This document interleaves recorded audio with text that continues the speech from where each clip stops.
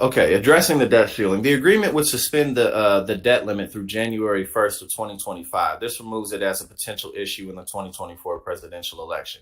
Caps non-defense spending. Under the deal, non-defense spending will remain relatively flat in fiscal 2024 and increase by 1% in fiscal 2025. Every single year, though, every single time it's up for renegotiation, defense spending goes up by quite a bit. It don't matter who in office. We're gonna go about 1% in 2025. Biden was not lying when he said that he wasn't gonna fundamentally change anything. And two, again, that's why it's like there's really not what is there really to gripe and complain about in this bill? We're going to increase non-defense spending by 1% over the next 2 years after certain adjustments to appropriations were made. The adjustments include shifting $20 billion in Internal Revenue Service funding to other defense areas and rescinding $30 billion in unobligated COVID-19 relief funding, according to the official. Now, this right here, rather, you're going to shift $20 billion in funding for the Internal Revenue Service. And Ron DeSantis, actually, he was talking about we need to abolish the IRS. And he's obviously not the first Republican to say that BS. Well, let's abolish the main source of revenue for the whole federal government. But, the Internal Revenue Service has no problem going after regular working class people. But when it comes to the 100 millionaires and the billionaires, those are the people that this $20 billion makes a difference for. So this really doesn't help anybody except for the ultra wealthy and corporations. So again, there's nothing to whine and gripe and complain about in this bill. You know what I'm saying? Like, it's just, this is incredibly corporate friendly. After fiscal 2025, there will be no budget caps. The House GOP fact sheet says the non-defense discretionary spending will be rolled back to fiscal 2022 levels, and top-line federal spending will be limited to 1% annual growth for the next 6 years. The agreement calls for spending $886 billion. Oh, my God. $886 billion on defense. How much more is that than what it just was? Because I'm looking this up because I don't want to be wrong now. Hold on.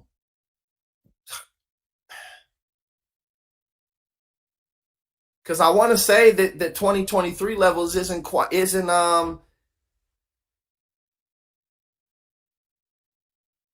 Jesus Christ. Yeah, it wasn't even 800 billion. Or it was like right around there. Almost $1 trillion. Oh my God, I'm sorry, y'all. That just really caught me off guard. I was like, oh, gee, that's so much money. $121 billion on veterans medical care and $637 billion on other non-defense programs. After taking the adjustments into account, according to talking points in the White House distributed to Democratic members, which were obtained by CNN. Bro, that's so much money. Again, I think that the most recent defense agreement was like 780 billion or something like that. Jesus Christ. That's almost $1 trillion. That's insane. The debt ceiling bill that House Republicans passed last month will return discretionary spending to fiscal 2022 levels and then limit the growth in spending to 1% for the decade. Protect veterans' medical care. The deal would maintain full funding for veterans' health care and would increase support for the PACT Act's Toxic Exposure Fund by nearly $15 billion for fiscal year 2024, according to a White House source. That's fine. That's fine. There's absolutely no excuse or no reason for any veteran of any kind to not have free health care. But again, $886 billion, that's so much money. And again, no matter who's in office, it just continuously goes up. Expands work requirements. The agreement calls for temporarily broadening of work requirements for certain adults receiving food stamps. Currently, Had to take a swig of this cranberry juice real quick. You know what I'm saying?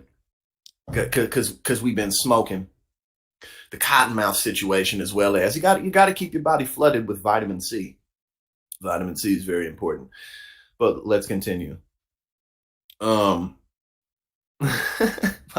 my bad, y'all.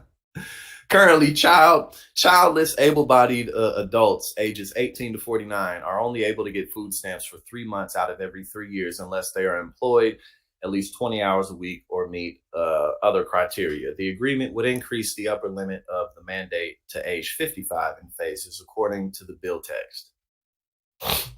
However, the deal would also expand exemptions for veterans, people who are homeless, and former foster youth in the Supplemental Nutrition Assistance Program, as food stamps are formerly known as SNAP. And all other changes would end in 2030.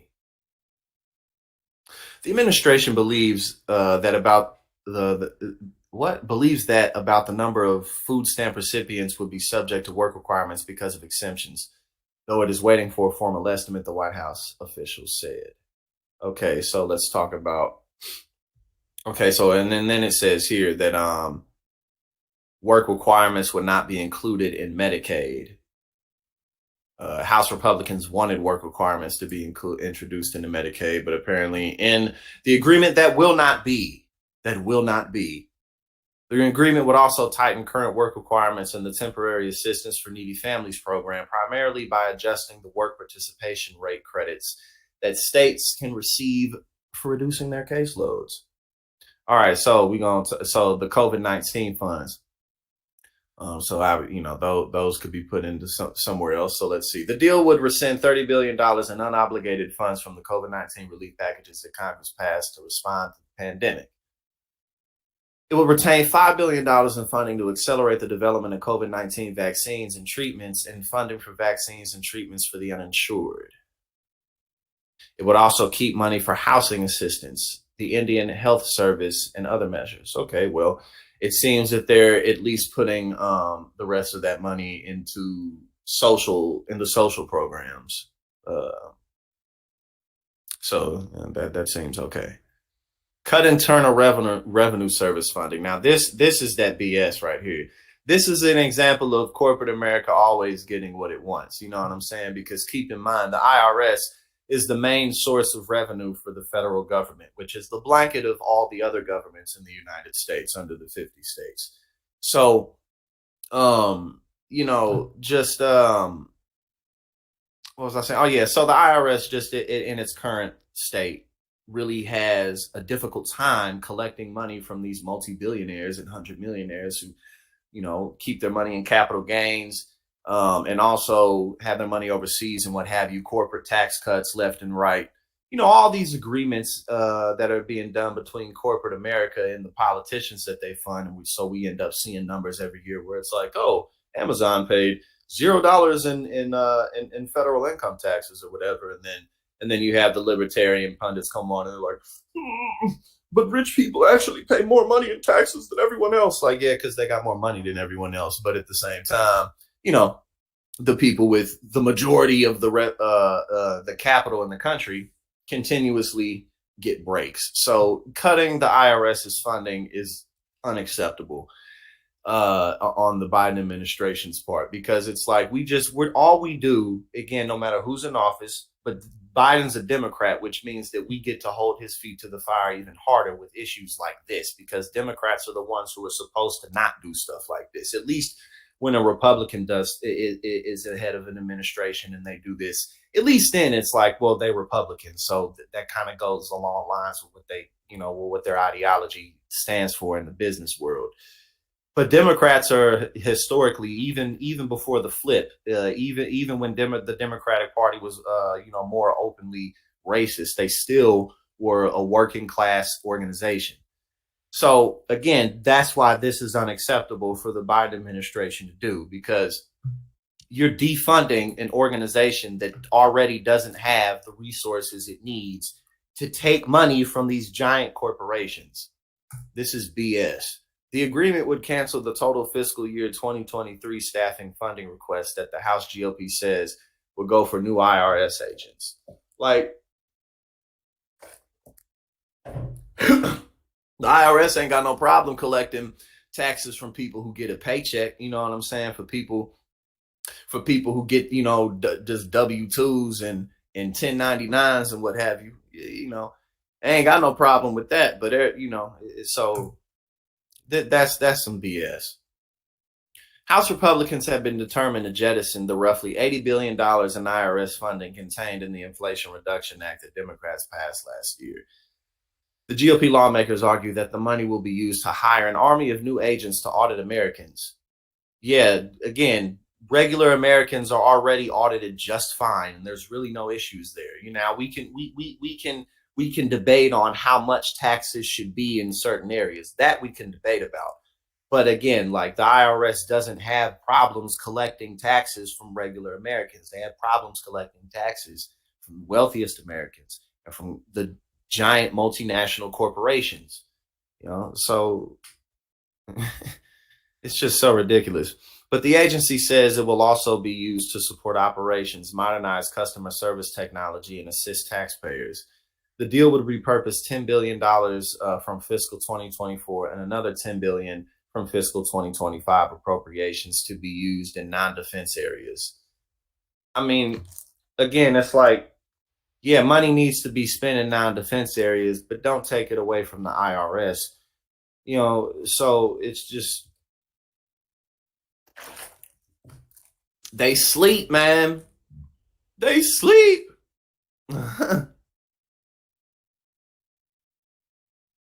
Yeah, nah, man, they tripping. They are tripping. Restart student loan repayments. Under the deal, borrowers would have to begin paying back their student loans at the end of the summer, as the Biden administration has already announced, according to another source familiar with the debt ceiling talks. The pause has been in effect since the COVID-19 pandemic began. Also, the agreement would maintain Biden's plan to provide up to $20,000. Oh, okay. So it will maintain its plan to provide up to $20,000 in debt relief for qualifying borrowers. The measure, exactly. I was just about to say the measure is currently being held up in the Supreme Court, which is expected to rule on it in coming weeks. Now, I mean, based on what the Supreme Court has been doing left and right, just willy-nilly, just like, just an onslaught of just despair, just sweeping upon the village. You know what I'm saying? Just sweeping upon the people, the townspeople. And they just, ruled in favor of a couple who wanted to build some stuff on tribal lands or near, or not tribal lands, but near swamp lands, near like marsh waters and stuff like that. And, basically making it easier to pollute water systems. So, obviously I would think that it's probably reasonable to assume that the Supreme Court's going to be like, nah, we ain't going to let y'all get no debt relief. But I could be wrong, but we'll have to wait and see. But if I was a betting man, I'd be willing to bet that they're going to be like, nope. But let's hold out and wait. The deal would also continue Biden's income-driven repayment plan. Maintain climate and clean energy measures. The agreement would not make any changes to the Inflation Reduction Act's climate and energy provisions, according to the White House talking points. House Republicans have sought to repeal the law's clean energy tax credits and subsidies.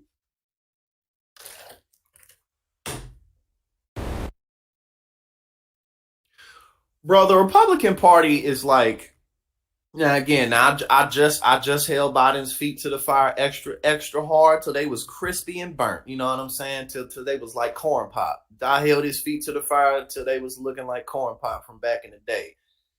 But what is the point of rescinding tax credits and subsidies for people who have electric vehicles? What is the point of that? Or other than just to give a little bit more pennies to oil companies? It's like, y'all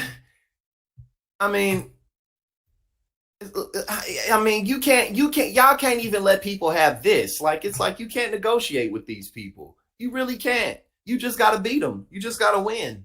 You just got to win. I mean, what the hell are you going to do with this? No, we want to take away tax. These people sitting here talking about defunding the IRS, right? Meanwhile, they want to take away tax credits and subsidies for people who have electric vehicles or whatnot. It's just they don't. I mean, they don't even try to hide it. But why would they? Why would they?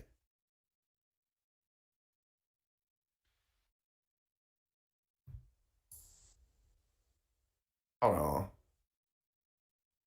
My bad. Had to, it went to another page.